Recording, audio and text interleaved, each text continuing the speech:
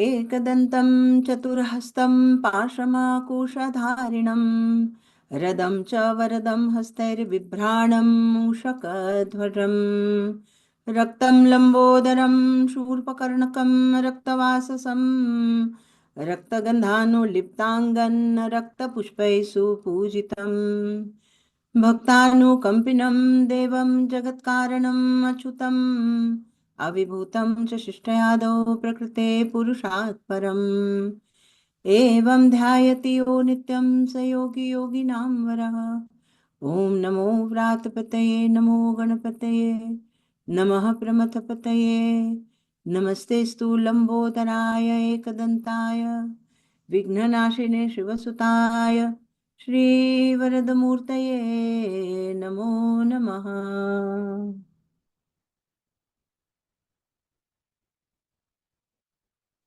May 2025 be absolutely glorious and beautiful for all of us. So this is a bridging class. Today's class is a bridging class between the old course that we finished last week, Para Jyotish Vidya, and the new course that we are beginning next week, the 1000 Adorations of the Shakti. And as always, I was wondering, how do these things bridge and connect to each other? And the wonderful thing about karmas and blessings came to my mind. In fact, surprisingly, last week, many of you were asking me about miracles and grace. What is grace and what is miracle? So I decided we'll talk about that. And of course, some question answers, which are there. I already have a list of questions sent to me, but more are welcome as well. So let's talk something first about karmas. When we talk about our destiny and when we talk about our present, what is happening to our life presently, some suffering, some challenges, some blessings, some good things and some bad things happening. All of this is coming from our destiny, what we call prarabdha, and how we are reacting to this, how we are, what actions we take, what attitude we take. Attitude is a very important thing. How do I face whatever I am facing? You can take some difficulty, which is there, some obstacle that is there in your life as a challenge, or you can treat it as a curse, or you can treat it as a suffering. Why has God given me this suffering? Or why am I cursed with this? Or I say that, okay, God is playing a game with me. He's given a challenge. Let me just face it. Optimism is a very, very important thing. And not to allow yourself to be pessimistic anytime is a very important spiritual lesson.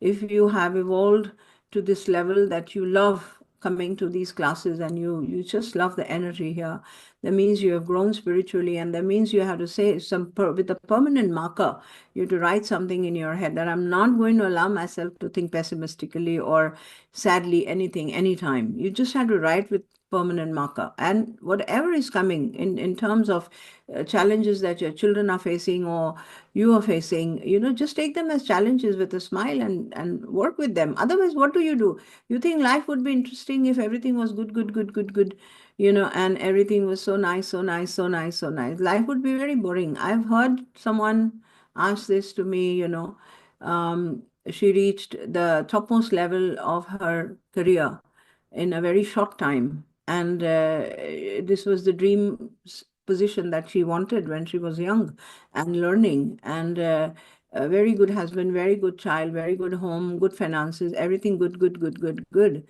And she said to me one day that, I feel so much of emptiness in my life. I don't know what to do with my life. So these challenges are a constant motivation, if you take it that way. They constantly motivate me to work, and that's the kind of attitude one must have towards life. So karmas, when we talk about, in the Purusharth, that means in the present timeline, how we are working is what is our Purusharth.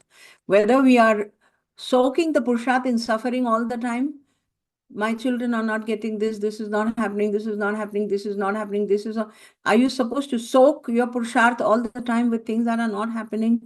Or are you supposed to take yourself out of this suffering and put yourself in this? We face the challenges of our life. Our children will face the challenges of our life. And let them face the challenges of your life. That's going to make them diamond-like and glittering like gold. Let them face the challenges of your life. You don't have to be worried about why this is not happening or this is not happening. It's their life, it's their karma, it's their soul's journey, their own learning, and so you have to withdraw. Your own challenges, physical challenges, well, let's cope up with it.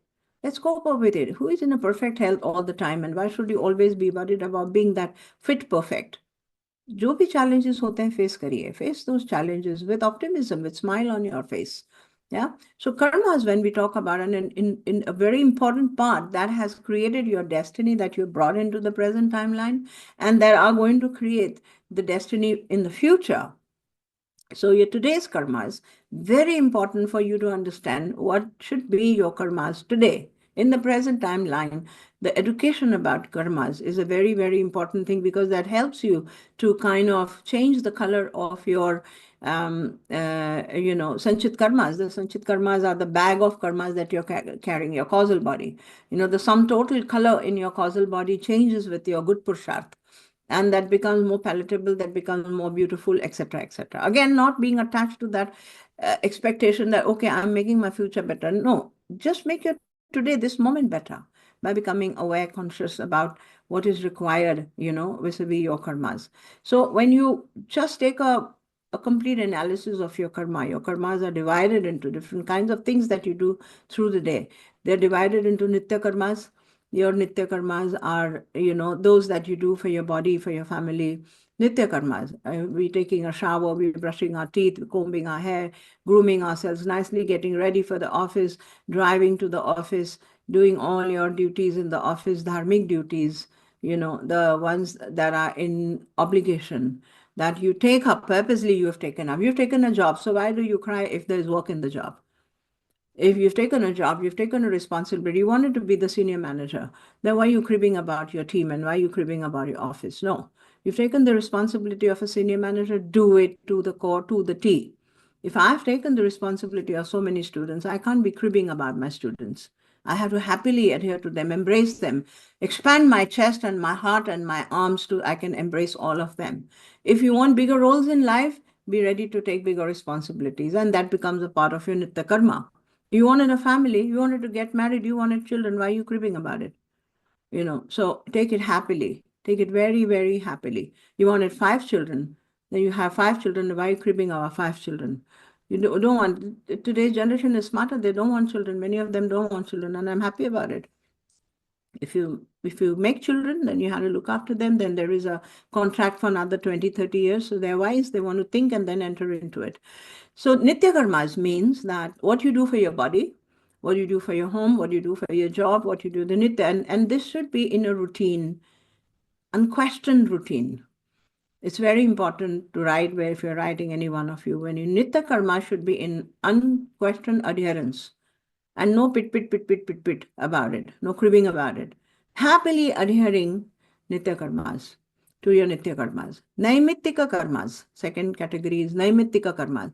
When the occasion demands, there is shraddh, there is mundan, there is a wedding happening, or there is a havan happening at home, or naimittika karmas are in line with nature and the needs of our dharmic needs. They're aligned to dharmic needs.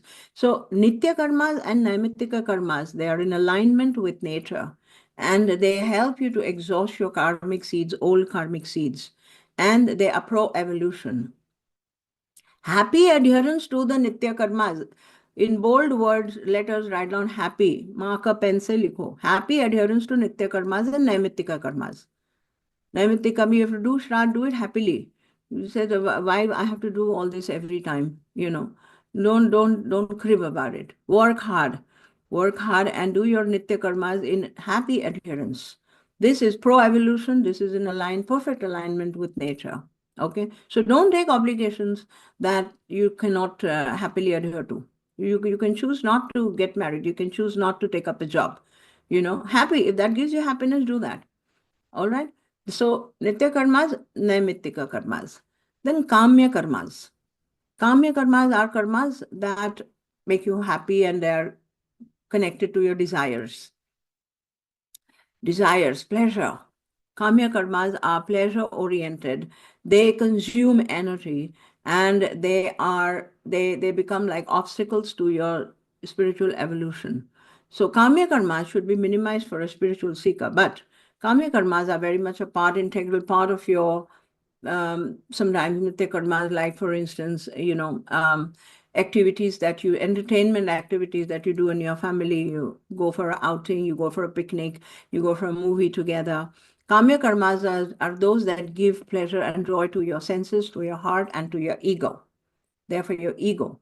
They boost up your ego. They pump up your ego. The weekend party that corporate people do, they boost up their ego. It's kamya karma. It eats a lot of energy. It's a misconception that you unwind on the weekend, then you can work hard the whole week. It's an absolute misconception. It drains you of your energy. A person should rather keep quiet for 2 days and then go for the week ahead to work. It can be exhausting to indulge into kamya karmas. Kamya karmas are very energy consuming, and they slow down the evolution. They slow down the evolution. So people who are more involved in kamya karma and lesser involved in nitya karma understand it is absolutely anti-evolution. It eats up all your energy. It eats up your punya. You cannot have kamya karma if you're not having punya. That means that somebody wants to party, he cannot party without facilities or without resources. And these resources and facilities, if they are there in his life, if he has money, if he has time, then it is coming from a punya, accumulation of punya. So he's exhausting his punya here in kamya karma. Whereas he should be storing it for other things, for either for the nitya karmas or for his conscious evolution. All right. So first was Nitya Karma, Naimitika Karma, then Kamya Karma, then Nishitta Karma.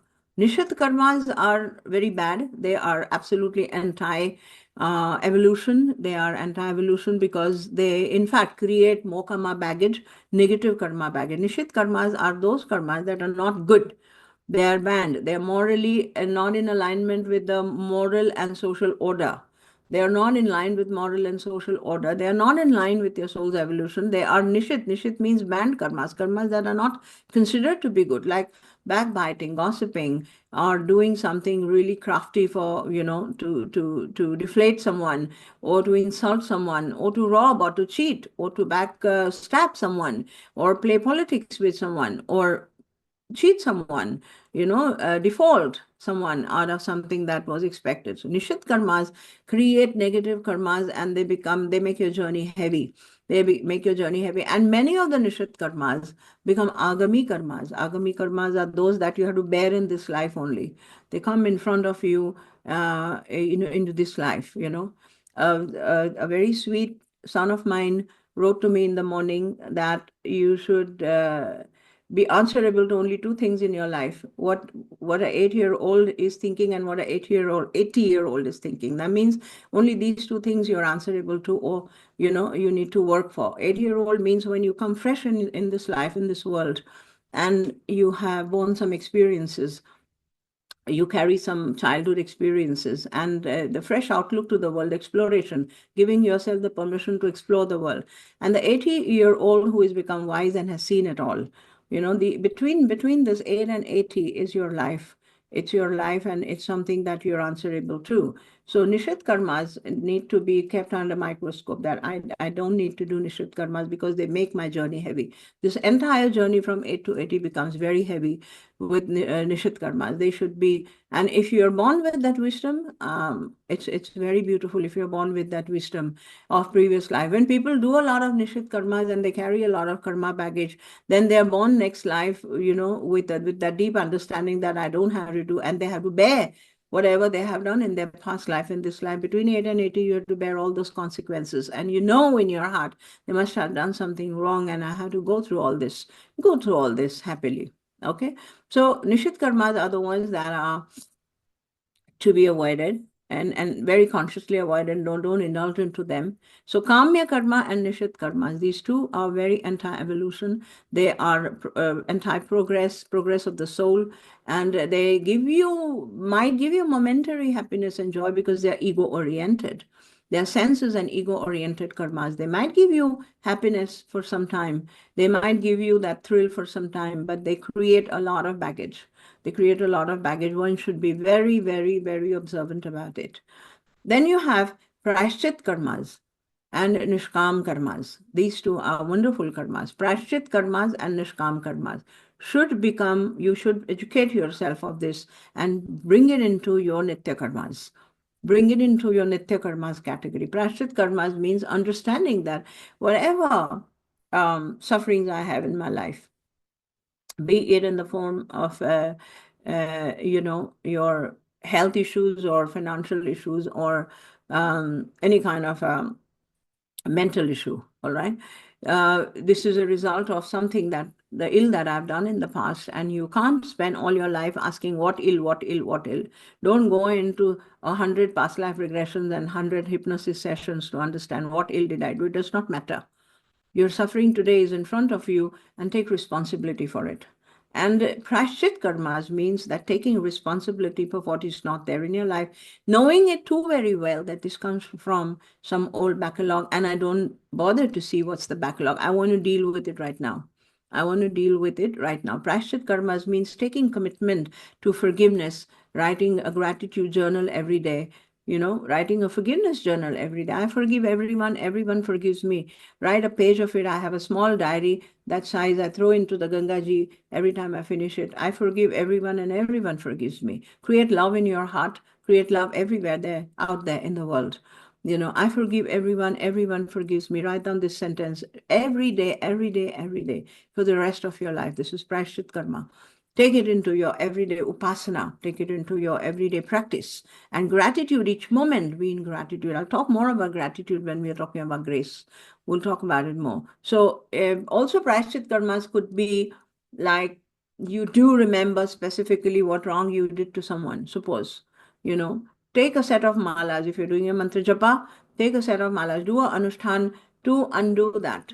It's with realization, you know.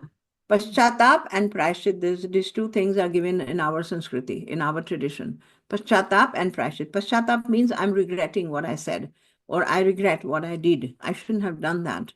Doesn't matter. You did it in ignorance, doesn't matter. You're a human being. So first of all, come in Paschatap and then take up a Prashchit. I will do 40 days. 10 malas every day or 11 malas every day for the next 40 days to undo this with deep forgiveness in my heart that I may, this ill doing may be resolved in some way. All right. So prashchit karmas are those that come with a deep realization, a sense of realization that I shouldn't have done this, or even in our ignorant lives, I often say to everyone, there are 108 lives that are very paramount to human beings, out of which 8 of these are very spiritually elevated lives. And so in those 100 lives that gone behind, I don't know what all ill I must have done. I could have slapped people, I could have hit people, I could have broken bones, I could have robbed them. In ignorance, we can do anything. In this life itself, you know of your ignorant moments. Each one of you know what wrong you did or what could have been a better way to deal with things.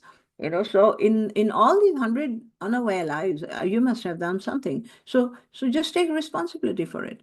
Just take it into everyday forgiveness. Take it into everyday awareness that I need to rewrite or I need to erase all of this. So Prashchit comes after Paschatap. Prashchit cannot happen. I don't admit in your head only that I did anything wrong. Then where is the question of doing Prashchit? You have to admit in your head that I definitely must have done a lot of wrong, And so I take this Prashchit. In every day I write forgiveness. I maintain a forgiveness journal. I maintain a gratitude journal. When I sit for my Upasana, I keep my hands on my heart and I deeply regret for all the ill that I have done in my life. Have a conversation with your God. Bow down, put your head down, put the damn ego down on the ground every day. To say to God that, I Jane Anjane, we say Kshama Prarthana. In our Indian tradition, we have a beautiful Kshama Prarthana. Parada Sastrani Kriyante Shamaya. Beautiful Kshama Prarthana. Annatha Sharnam Nasti Tvameva Sharnam Mama. I've shared this so many times. Say that Prarthana every day that I don't know what wrong I must have done, and you just say to God that please forgive me for the ill that I've done, and that I'm doing in the present timelines by worrying about my children or by worrying about my finances or by worrying about my job. Even in the present moment, don't harass yourself in your head. Okay, so Prashchit karmas and Nishkam karma. These two categories are pro-evolution. They're pro-evolution. They encourage you, push you, and they lighten your journey, and they take you with a greater speed upward. Nishkam Karma. Nishkam Karma is a beautiful category that each one of you should become aware of. That means without any kamana. I'm doing karma without any kamana. Do your nitya karmas without any kamana, first of all, and without any repentance, without any expectations, without any pit, pit, pit, pit. Do them in happy adherence. That becomes Nishkam then. Nishkam karma also is in your day-to-day affairs. You're opening the door, open the door for someone. Pick up a suitcase for someone. Even if it's your maid helper with something, even if it's your housework or your assistant or your subordinates, help them with Nishkam. There's no kamana. So the desire could be happiness and joy. That is okay. That I get happiness out of doing things for my people. That's okay. But it doesn't have a tangible desire attached to it that, oh, I should get this or this. Nishkam karma means you get into the habit, everyday habit of doing selflessly for everyone around you. It's beautiful. It's beautiful to just come into that way of life where you're just doing things, and use your karmendriya, jnanendriya to keep occupied the whole day.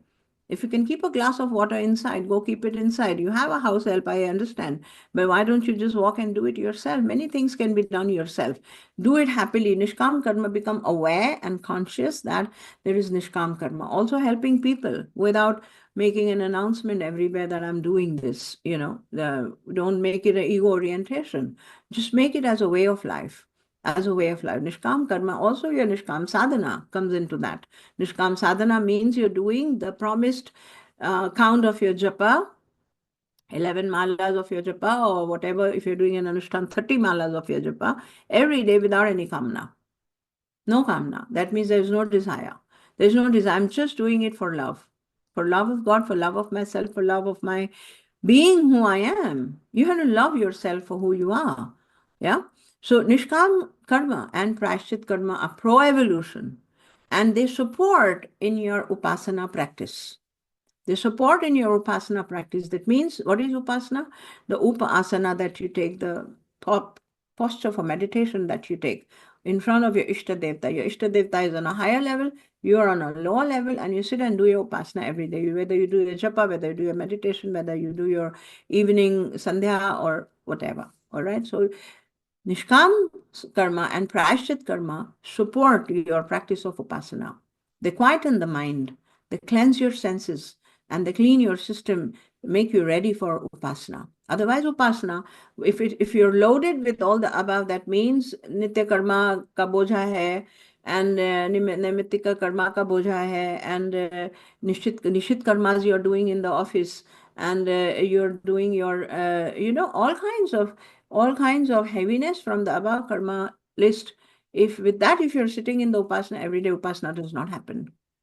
Upasana does not happen because you have to become a good person. You have to become, and it's not, okay, I will wait for me to become a good person, then I'll do Upasana. No. You start doing, but become conscious about it that I have to work towards becoming a good person all my life. All my life, I have to keep on that path of becoming a good human being, a surrendered human being, a light-headed human being, a very, very loving and a serving human being. Keep that as your long-term goal and sit for your Upasana. Upasana gets better with Prashchit karmas and with your Nishkam karma. All right. So what is Upasana? Your Upasana is like Upasana.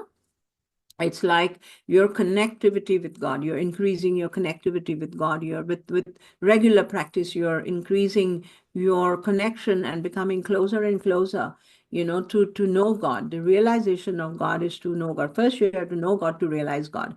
What is God? Go into deep inquiry. These courses that I do, they help you to understand God. They help you to understand God. I understand that all of you are busy with your businesses and with your work and with everything, with your nitya karmas and naimittika karmas and all the obligations but you have to take time out for your soul's growth. At least now that you have become awakened to the thought. There are people who are completely ignorant and they don't have the urge, they don't have the seeking is not there. So they're busy with their life. Perfectly all right. They will come into a into a timeline where they will want to know something about themselves, about their soul's journey, and about God. And when you want to know God, you can't be God realized until the time you know God. It's important to know God. Whatever, whether you talk about your Ishtadevta or you talk about the formless Paramatma, you need to understand the science of God, because we are all educated people. For a person who is not educated and he is a devout, to him surrender to the Vittala or to the Krishna or to the Shiva that he worships is enough. It's enough.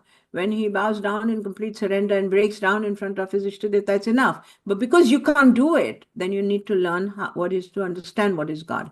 Because you're intelligent, because you're educated, and because your logic is predominant, because your analytical mind is very dominant, then better get into the analysis and understand the science of what is God to be able to surrender. Otherwise, you can't surrender. You can't surrender to something you can't see. You can't surrender. The ego is too stiffened. The ego is too stiffened. It's too hard.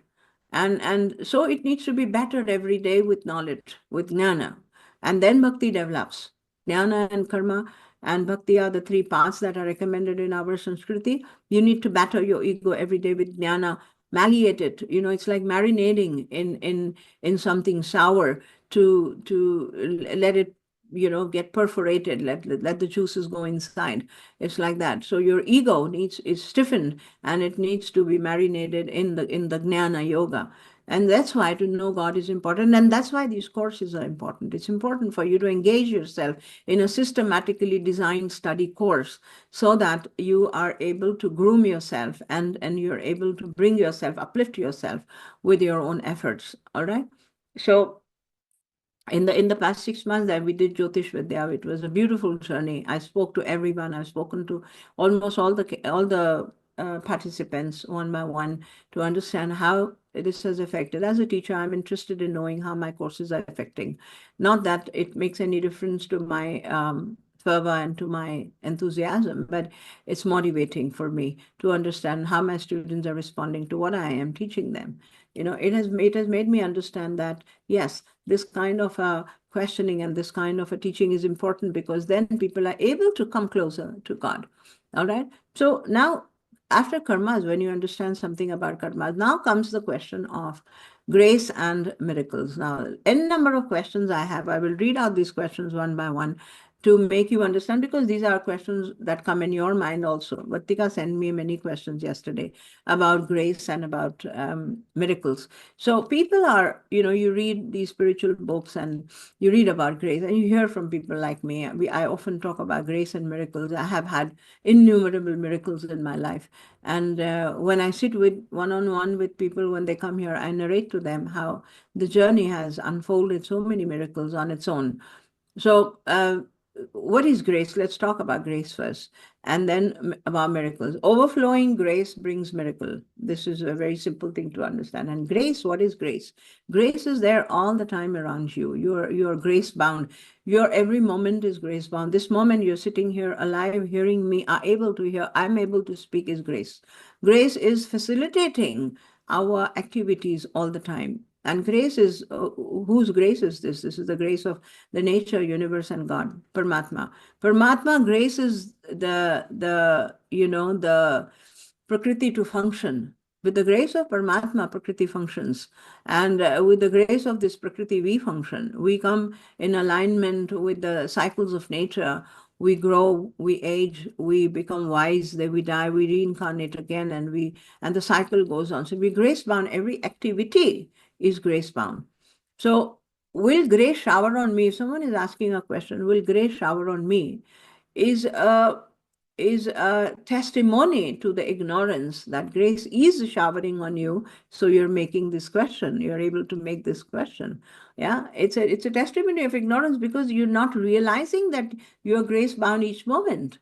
How can I speak? How can I see? How can I breathe? How my digestion is happening automatically. My kidney, liver is functioning while I'm delivering a lecture. All the things are happening automated in my system. How is it happening? Can it happening without a very super monitoring force that is monitoring millions and millions of beings on this earth on automated systems?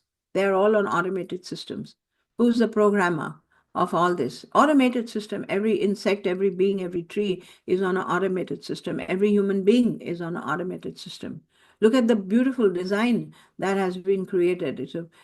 I say that an individual human body is a self-monitored, independent, flawless machine where every action, every thought is constantly recorded by the soul sitting inside. He has put a chip of himself in each one of us. And this chip is recording everything, it's monitoring everything, it's functioning everything. The power, the current, the fuel that is being given by this chip inside is making all the organ systems work and all of it happening in your body. This is grace. Grace is working on you 24/7. But because you are ego-oriented and because you do not acknowledge, you don't want to remind yourself every moment. The whole journey between grace and miracles, I'm explaining a very important thing to you. The more you align yourself to recognizing the grace working in you 24/7, the more miracles you will see in life. Now, this alignment is a conscious alignment as well as, again, destined and showered by grace. If there is grace, then you will realize what grace is. I understand that from a longer parlance, it's destiny. If you're destined to be awakened, you will be. If it's destined to be enlightened, you will be. But this moment that you and me are talking about, can I do something to experience grace? Yes, you can do something. Remind yourself. Every moment, remind yourself. I can see there are millions of people who can't see. I can speak, I can understand, I have education, I am able to read, write, and to understand things that many people don't understand. All your abilities, the list of abilities, the list of gratitude is grace bound. It's all grace bound. And now what about the curses? What about the difficulties that you have? They're self-created. They're created by the karma backlog. And they're also grace bound. Grace is like the drishti of a universal parent. The drishti of a parent on the child is never evil.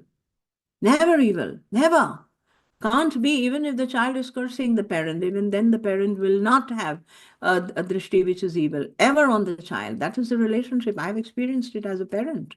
I can tell this to you. It's never, never evil. No parents will ever put a evil drishti. Then how will God put evil drishti on you? It's our own karmas. If I do something wrong, I falter. I falter. I create a backlog. So all the curses are self-committed, self-created. And on fulfilling these karmas, when you are going through suffering also, grace is working. It expedites, it fastens up. The parent doesn't want that the child should suffer for long. So what is the child's responsibility? The child's responsibility, your responsibility, my responsibility as children. Our responsibility is to acknowledge and take responsibilities for all the wrong that's happening in our life. Surrender, put our head down. Let me surrender and put my head down. All my life it required. I have gone through difficult times in my life, I'm telling you, having nothing in my hand, absolutely nothing, lost everything. I used to put my head down on the ground and I used to say to God that doesn't matter if I have to keep this head here on the ground the whole life. I'm okay with it. You have to have that kind of a surrender. That kind of a surrender, that kind of a submittance, that kind of a submission to the divine force that if this is it, then let it be this. If this is it, then this is it. But I'm surrendering my ego and I'm putting my head down and I'm allowing God to work on me. Allow God to work on me and don't be in that stress. The stress is like you're completely denying the presence of any helping power here. The stress should not be there. It shouldn't be there at all. You should put your head on the ground every day with a deep submittance that, okay, I take responsibility of what is and work on it, constantly striving. Your indriyas, your karma indriyas, jnana indriyas should never be kept vacant. Million times I have said this in all my classes. Don't keep them vacant. Even if you're unemployed, even if there is no work given to you, keep doing something. Keep doing something. Go work in the garden, go work in the kitchen, go wash clothes, go do a run for 2 kilometers, 3 kilometers, 4 kilometers. Let your karma indriyas and jnana indriyas be completely occupied because they become the devils in your body. They become the devils in your body who will not allow you to progress and come out of your dark space of the mind. They won't allow you. Keep them thoroughly, completely occupied. Okay, so that was about grace, a little bit about grace, that it's constantly working. And miracles, what are miracles? Miracles are an over shower of grace. Sometimes it just overpours and showers, and from nowhere, from suddenly something just comes up, and it's beautiful to see these miracles, because you will experience them in a mode of surrender. You will experience miracles. People want to know, how do I invite miracles and grace in my life? All the questions that come up, in vis-a-vis the miracles and grace, are all questions coming from the ego. They're all coming from the ego. I'm going to read out these questions one by one and answer these, because they're relevant. Okay. So, how come some people experience divine grace during hardship while others seem to suffer endlessly? ये पूछती हैं कि ऐसे कैसे कि some people have एकदम miraculous escape. I've had miraculous escapes in my life, whereas some people just continue to suffer. How does that happen? So the means, I want to know the formula for inviting a miracle in my life. This question comes from the ego and from the wanting to know, how do I invite miracles in my life? Now, when you suffer and you stop questioning the suffering, and when you just flow with life, when you're suffering and you continue to suffer in your life, just in the flow of life without questioning, there should be no question, why is this happening to me? It is then that you will see miracles. It's like a man hanging on the cliff, and he says, now these are the last moments of my life. God, show me where you are, then I can leave this hand. And God says, you leave the hand, I'll show you. I'll show myself to you. It's like he wants you to leave the hand, and you don't want to leave the hand. You don't want to leave the cliff, because you want to say, you tum pehle dikhao, then I will leave. He says, tum pehle chodo, fir main dikhta hu. And then this is always the tug of war between between the ego and the surrender. So it's a tug of war between the ego and the surrender. What will happen worse? I will die. Let me die. I have to die anyway. This should be the attitude. Each day you just live that it's okay. जो भी होगा देखा जाएगा. I will live my life each day. People stop recognizing you. People deny you. People hurt you. People abandon you. Doesn't matter. I am there. My God is there. I am there and my God is there. Integrity and the certitude of your being should never be shaken. Miracles happen in life. So there isn't a formula for, what should I do to experience miracles in my life? Incessant surrender, unquestioned adherence to whatever is happening. Take it in your life and make decisions which are based on the present logic. A perfect balance of emotions and logic. Your decision should be based on emotions and logic, perfect balance. If you're emotionally loaded still, and are not able to take that logical step, then tell yourself, I want to drag myself into logic, at least a little bit, to be able to take that decision. And do an abundant quit, whatever you want to quit, to be, to survive, and to come in alignment with God. That's it. So simple. Miracles come into your life automatically. So next question, do miracles happen to those who deserve them, or are they purely acts of grace? Well, deserving means accumulation of punya. The word she's used here, deserving, I understand that. Do you have to have punya? Accumulated punya, which all of us have, believe you me, all of us have. All of us have bags and bags of punya. And you bring them in present timeline. Hear what I'm saying very carefully. All of us have accumulated punya. The soul picks up randomly a handful of seeds from a whole sack of seeds that you have. Randomly, a handful of seeds are picked up as your prarabdha, as your present destiny. And so you're functioning in this handful of seeds, experiencing good karmas and bad karmas. When you do, your prashchit karmas and your nishkam karmas, you attract punya from the bag of seeds to the present timeline. In the present timeline, you bring punya, and this punya becomes some kind of a grace that works, and suddenly things happen. So it's not something that will happen with your manipulation or head. It's not something that will happen with your manipulation of head. Incessant, surrendered practice of prashchit karmas and nishkam karmas will bring punya into the present timeline, and miracles can happen. So yes, you deserve. The answer is yes and no, both to your question. Yes, if you deserve, it will happen, and it's a act of grace. But this deserving it happens with your present Purusharth. Who you deserve not on the account of the punya that you have accumulated or good that you've done in the past, but deserving on the present timeline when your Purusharth is with complete surrender. Then miracles can happen and can happen. Why they are not happening, again, to be not questioned. Okay? We may carry karmas of past lives into this life. Can divine grace override karma? Or are we always bound to face the consequences of our actions? That's why your Purusharth is it's the same answer. That's why your Purusharth is very important. Your Purusharth is very important because the more you teach yourself to surrender, the more you teach yourself to doing Prashchit karmas or Nishkam karmas, the more you come in surrender, the more, you will bring in the present timeline, the showers of what good you did, and may not be for your prarabdha. This may not be destined. When you say destined, this means that handful of seeds that the soul has chosen for this life. That means your destiny story. But there is more in the Sanchit karmas other than what has been chosen for the present destiny.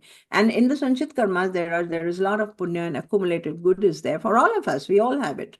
We've all been through so many lifetimes, millions of lifetimes. So we have punya. So this comes into the present timeline. It comes into the present timeline, and you experience what you say that can divine grace override karma? Divine grace can override karma when your Purusharth is golden. And when you're doing golden Purusharth, don't every time in the evening ask, I have done very good Purusharth today, what have I earned? No, it has to be relentlessly, continuously, for days, months, years together, even if it is the last day of my life. I have no condition attached to my Purusharth. That's it.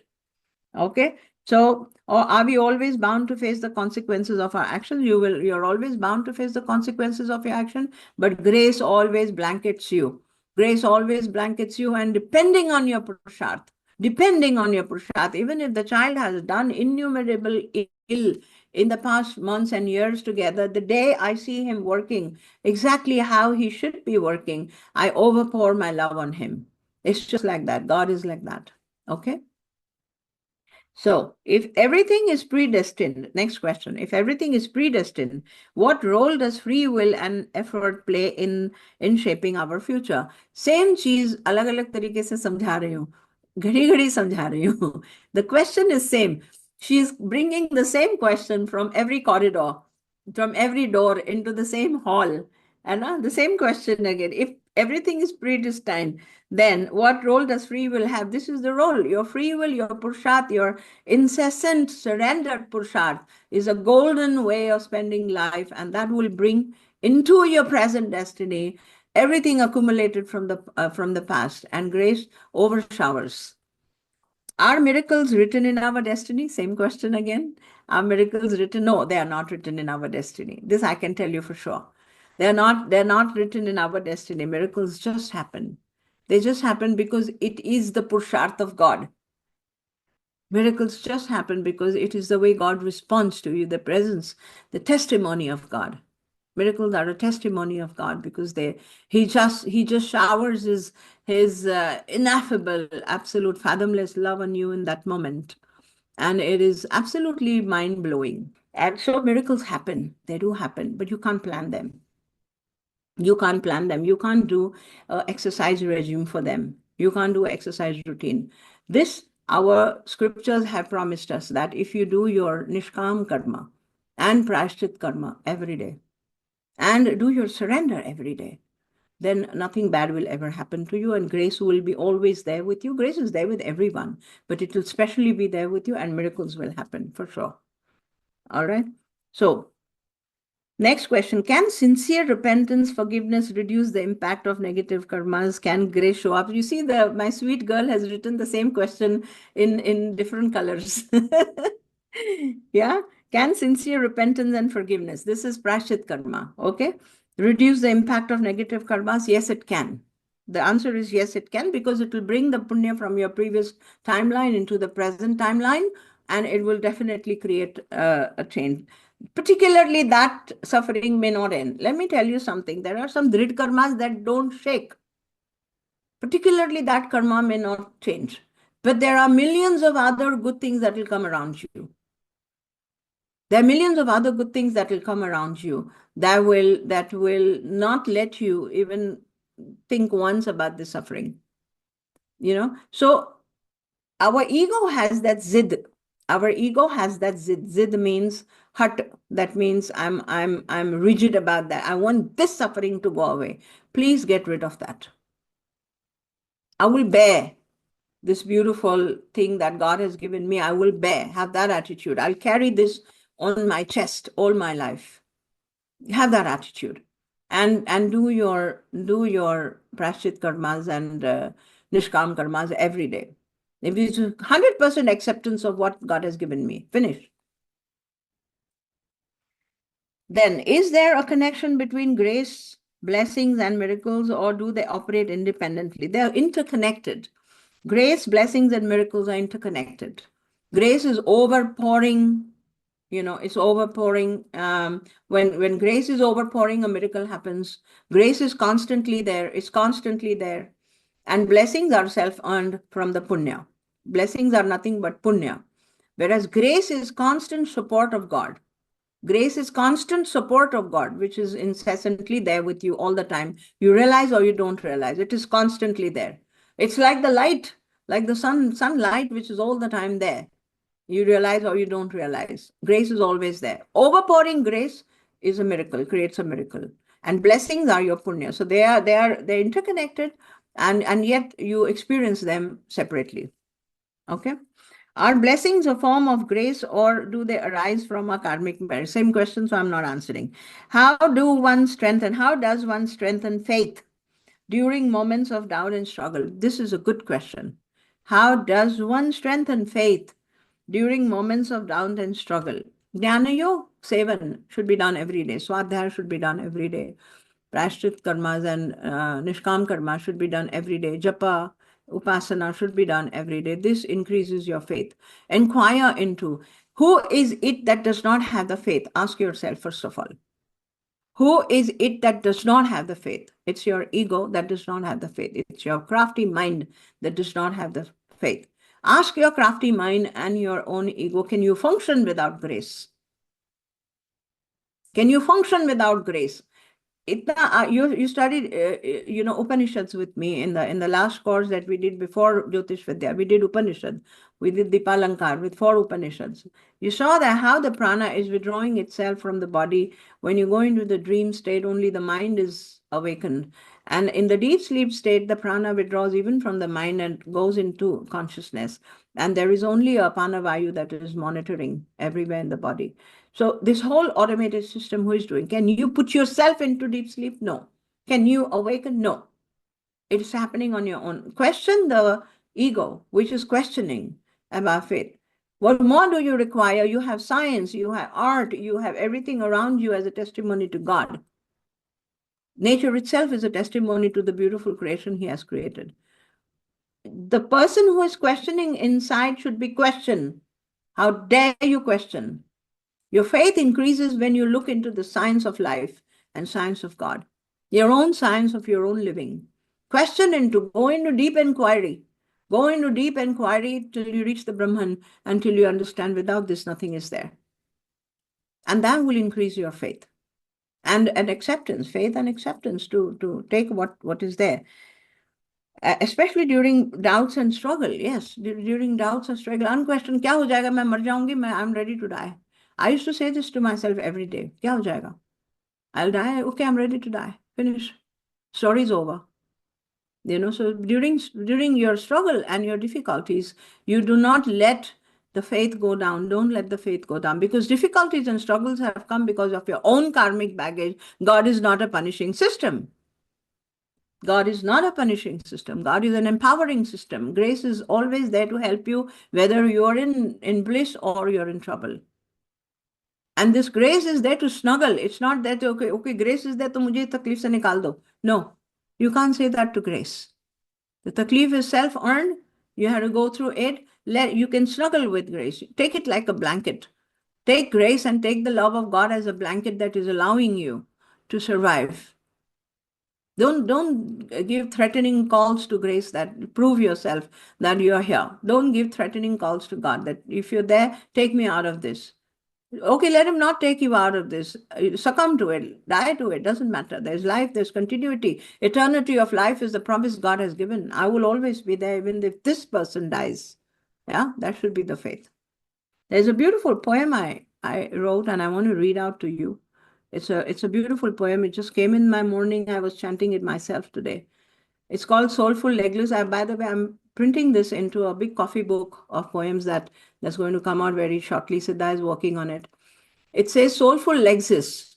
We take wrong decisions at times to learn the lessons right. Things don't fall in place as should, setting grounds for our might. And so life offers the best to us in every way we may say. Trust, trust be the mantra play, unwinding done undone. Move steer ahead of pain, let soulful legs flow, empty in the space within, awaken, kindle fire. That means meditate, pray. The last stanza is very beautiful. Eternal ablaze be our faith, laughing on our pyre. Riding atop unblemished soul, a frisking, dancing hope. That means even when you die, let your faith keep smiling. Eternal ablaze be our faith, laughing on our pyre, riding atop unblemished soul, a frisking, dancing hope. This was something I'd written long back, and it's very beautiful. So that's how you need to strengthen your faith, Vartika. How can one remain open? Her last question. How can one remain open and receptive to grace, blessings, and miracles without developing expectations? Yes. You're expecting the miracle is an expectation. You're expecting God's attention is an expectation. Even at the higher spiritual level, you're expecting things to change is an expectation. So absolute surrender, dispassionate. Abhyasentu kaunteya vairagyencha guhate. It's abhyas. Your upasana is abhyas. Vairagya ke attitude mein. That means dispassionate.